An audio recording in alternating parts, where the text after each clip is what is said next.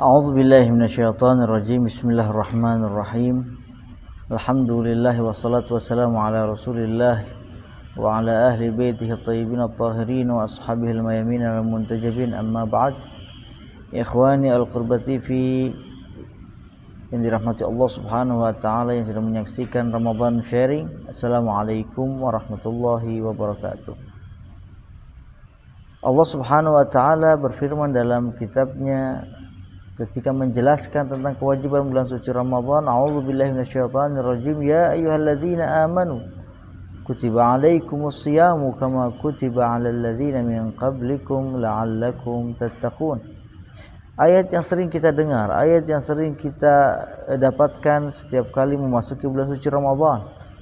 Bahkan sebagian dari kita sudah banyak menghafalnya. Ayat yang mana sering kita dapati pembahasan tentang ayat ini. Akan tapi namanya Al-Quran, semakin digali ia akan mengeluarkan banyak mutiara, banyak ilmu dan banyak kajian-kajian yang tidak akan pernah habis. Ikhwani wa akhwati sekalian, alhamdulillah di bulan Ramadan ini kita masih diberi kesempatan untuk menjalankan ibadah puasa seperti ini dengan penuh keberkahan, kenikmatan, kesehatan dan semua kenikmatan yang Allah berikan kepada kita. Semoga Allah Subhanahu wa taala memberikan kenikmatan, keberkahan kepada seluruh umat muslimin di seluruh dunia. Ikhwani wa akhwati sekalian, berkenaan dengan ayat puasa yang telah Al-Fakir bacakan tadi,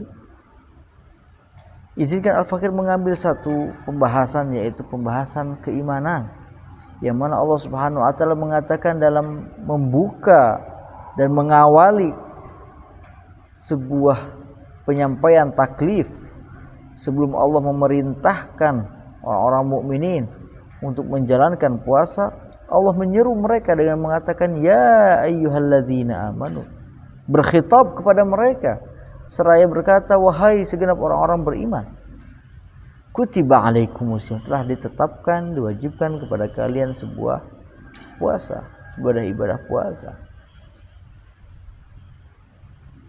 Ada sebuah khitab penting yang diawali dari Allah Subhanahu wa taala kepada orang-orang mukminin dengan menyeru mereka sebagai orang-orang mukmin. Padahal kita ketahui karena hakikat seorang mukmin yang sebenarnya adalah ketika mereka memiliki keimanan yang sempurna. Akan tapi dalam hal ini Allah seakan-akan menjadikan mereka orang yang sempurna keimanannya untuk menjalankan sebuah taklif, dan ketika taklif dan ketaatan ini dijalankan, mereka akan sampai ke suatu derajat yaitu ketakwaan, dan ketakwaan inilah hakikatnya keimanan yang sempurna.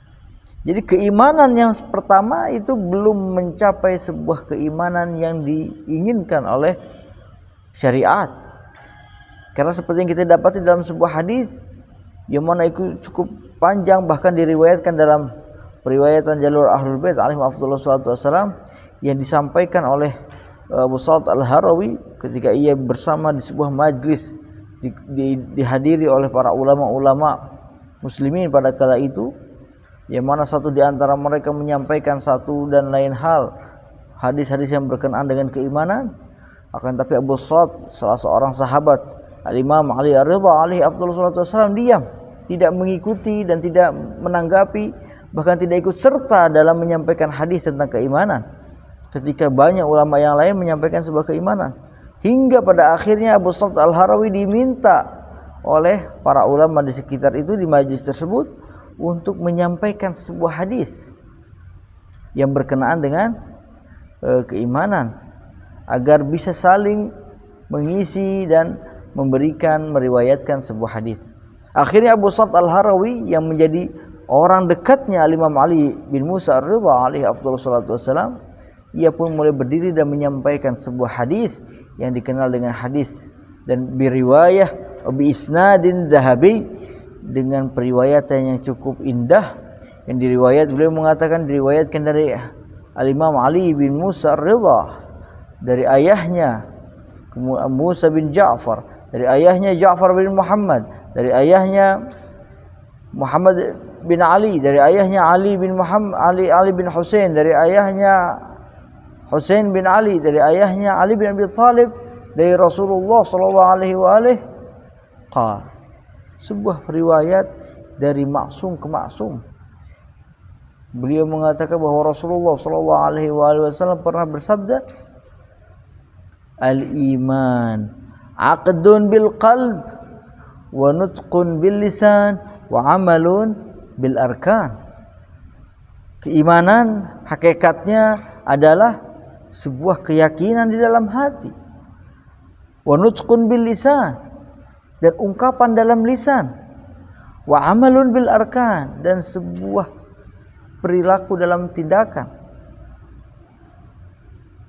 Seakan-akan kita mendapatkan sebuah penjelasan, sebuah definisi yang jamek dan mane, yang menjelaskan bahwa keimanan hakikatnya adalah 3 hal, yang jika ada satu di antara 3 ini maka tidaklah pantas disebut sebagai keimanan.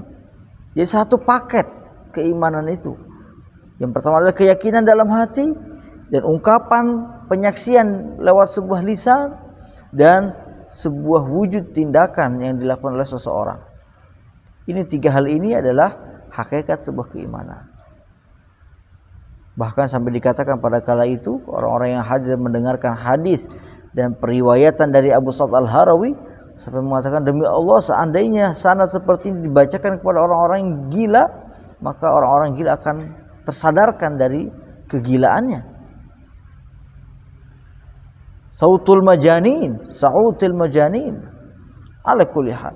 Nah, ungkapan seperti ini menjelaskan kepada kita bahwa hakikat keimanan itu adalah yang sempurna ketika seseorang menjalankan 3 hal poin tadi.